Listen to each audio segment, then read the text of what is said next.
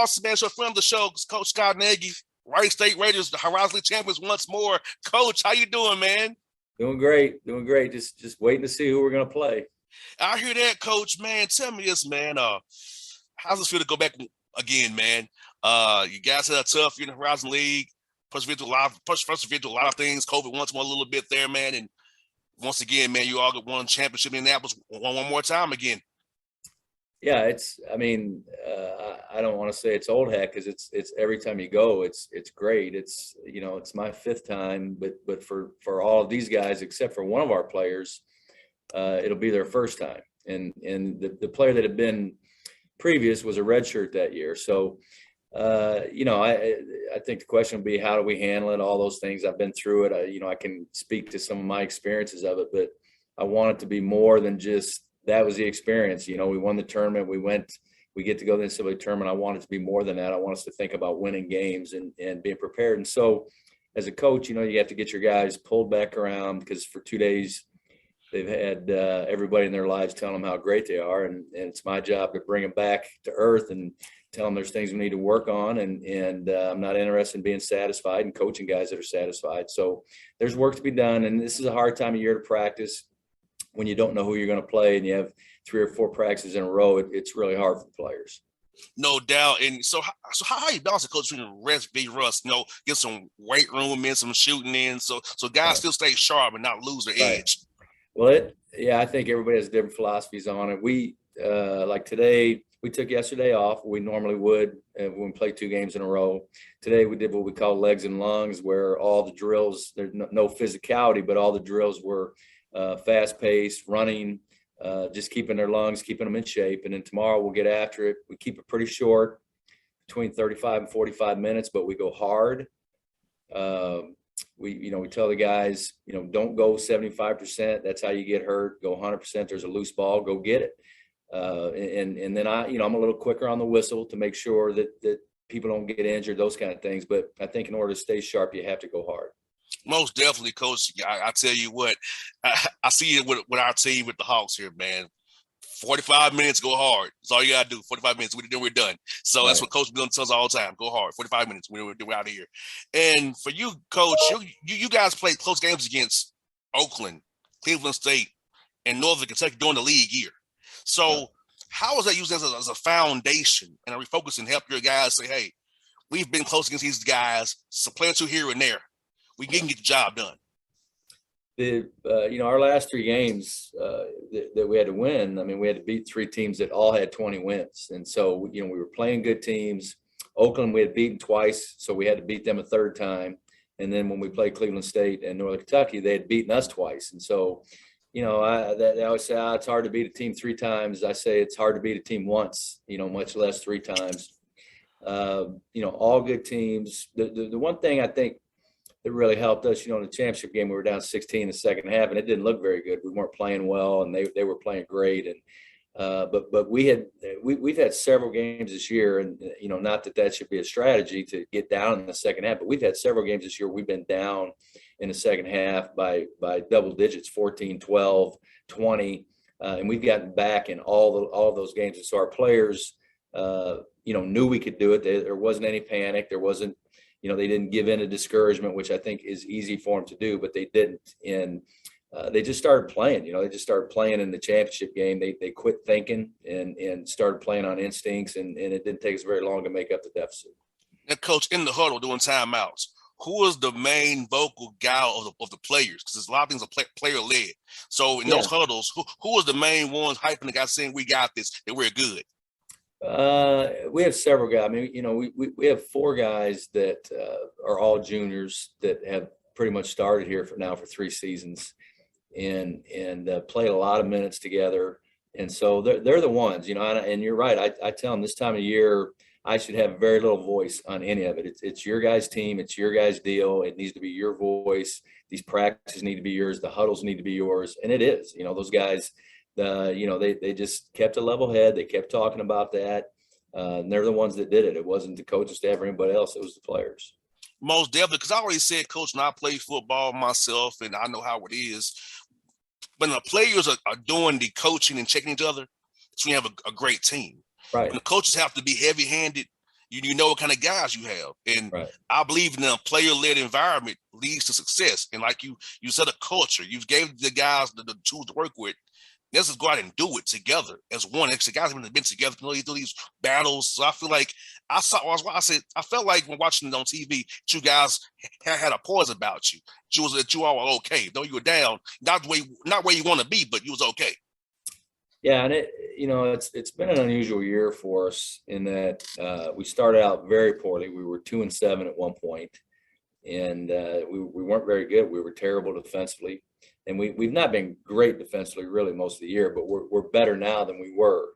We have a lot of good offensive players, but the tough part for us was we had 6 deaths on our team. 3 fathers, 7.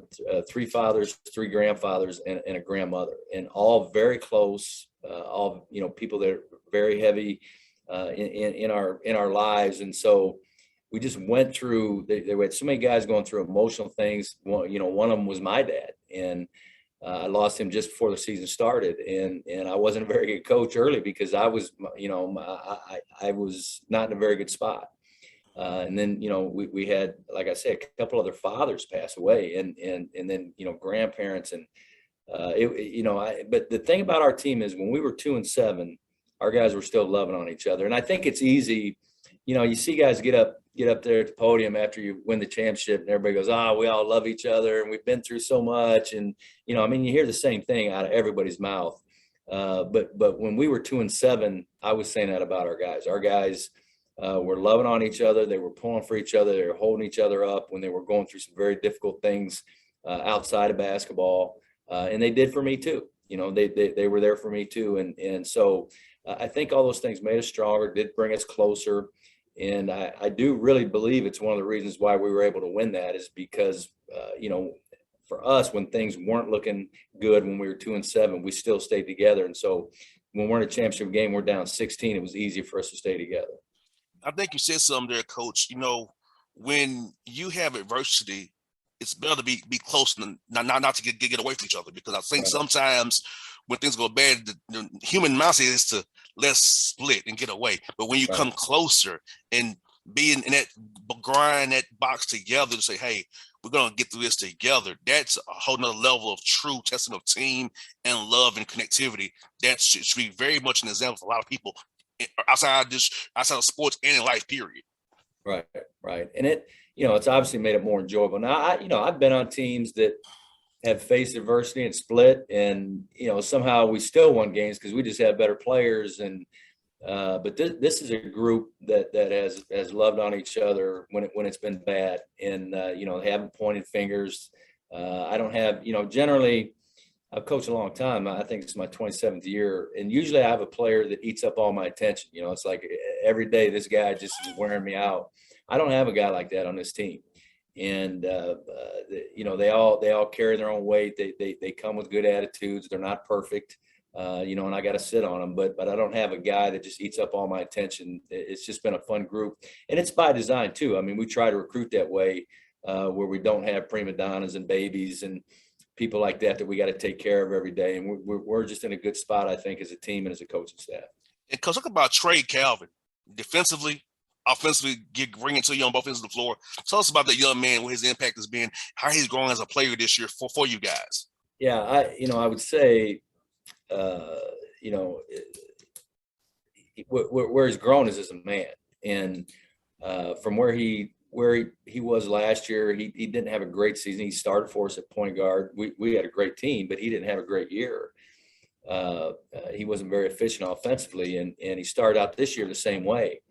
And I told him, I said, the only way our team is going to be good is if you're good, and I believe in him. I know he's a good player, and he really started to play. And once we got into conference play, he really started to play. And here of late, he's been tremendous, and could have very easily been the MVP of our tournament. Grant was, another teammate, but Trey very easily could have been. In the championship game, Trey if it wasn't for him in the first half, we would have been toast. He kept us in it. But the reason he's playing so well is because he's grown as a man. He's matured. He's handling adversity way better than he did. when he first came to us. He's probably a painfully shy young man. He would hate to do an interview like this. This would be very hard for him, very quiet.